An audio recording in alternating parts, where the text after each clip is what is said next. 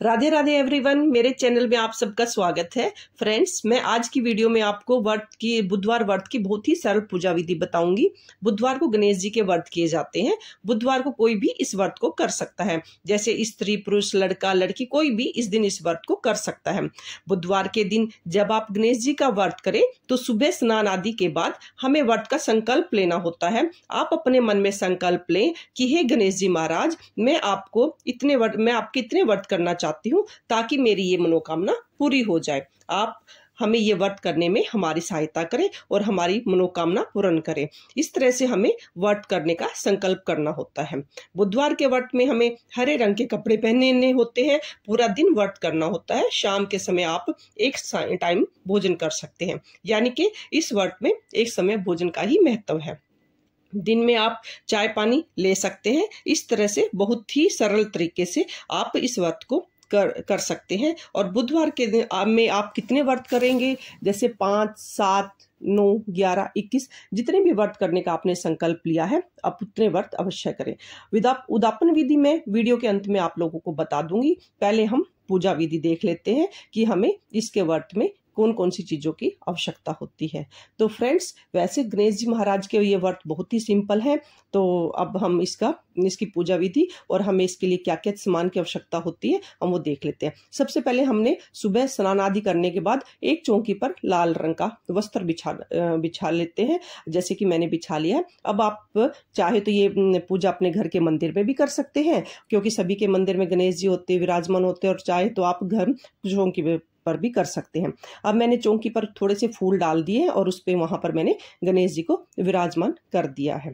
अब पूजा सामग्री देख लेते हैं। चाहे पहले आप मंदिर में पूजा करें या चौकी पर पूजा करें, जहां भी हमें पूजा करनी होती है तो उसे हमें कुछ सामग्री की आवश्यकता होती है। तो ये हम सामग्री देख लेते हैं, इसमें हमें कौन कौन सी सामग्री चाहिए होती है।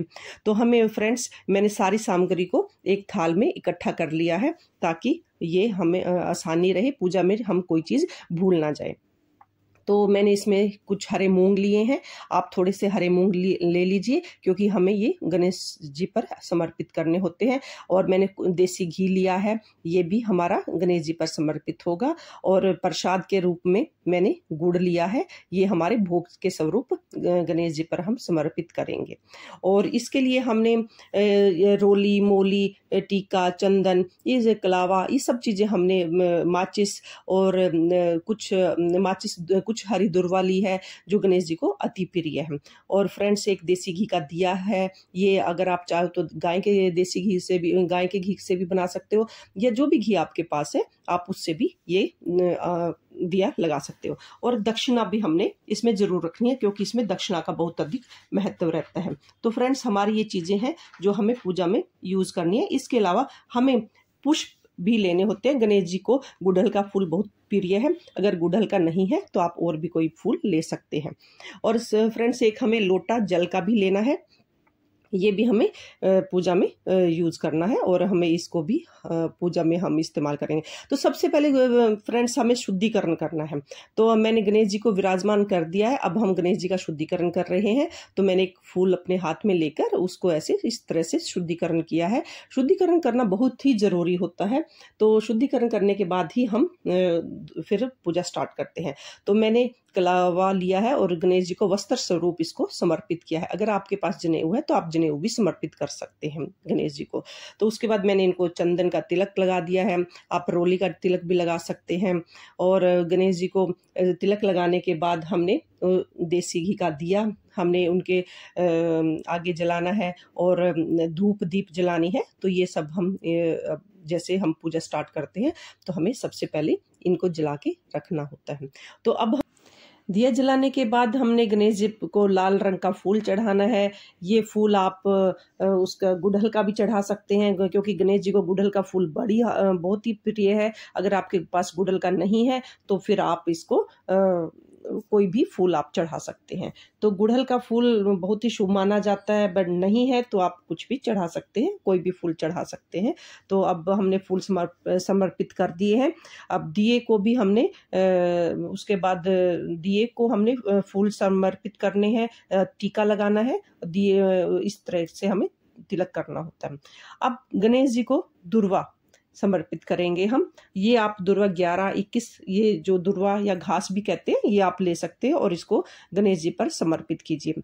इसके बाद हमें गुड़ समर्पित करना है। ये हमें भोग के लिए हमें गणेश जी को गुड़ समर्पित करेंगे।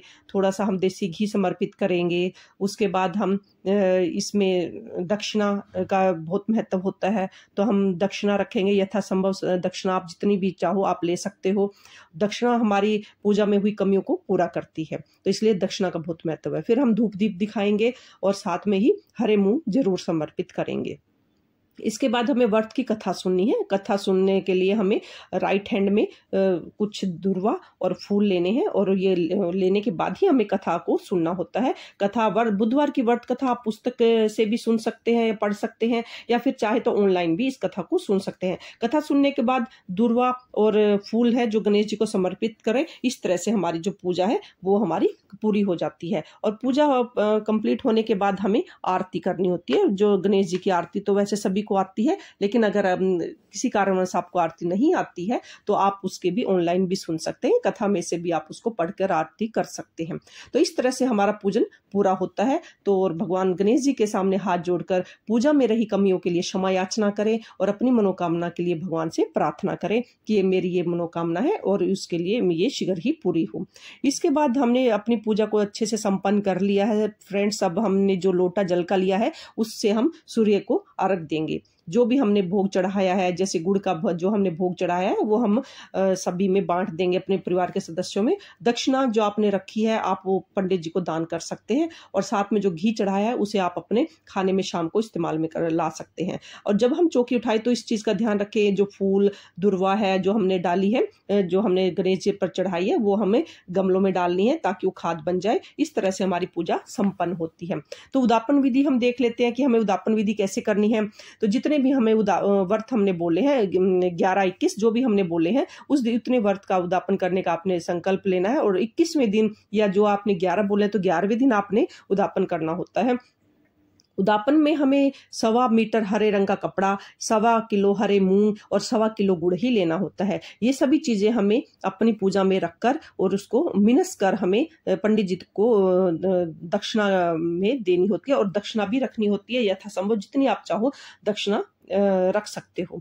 तो ये सभी चीजों को आपको मिनस कर मंदिर में पंडित जी को देना है। जो आपके आसपास मंदिर है उसमें पंडित जी को ये दान कर सकते हैं। इस तरह से हमारा उदापन बहुत ही सिंपल है, इसमें कोई ज्यादा वो नहीं है, बिल्कुल ही सिंपल तरीके से उदापन है। तो फ्रेंड्स बुधवार के व्रत बहुत ही शुभ माने जाते हैं। अगर आपको बुधवार की मेरी छोटी सी पूजा विधि से पसंद आई हो तो मेरे वीडियो को लाइक करना और चैनल को सब्सक्राइब करना ना भूलें।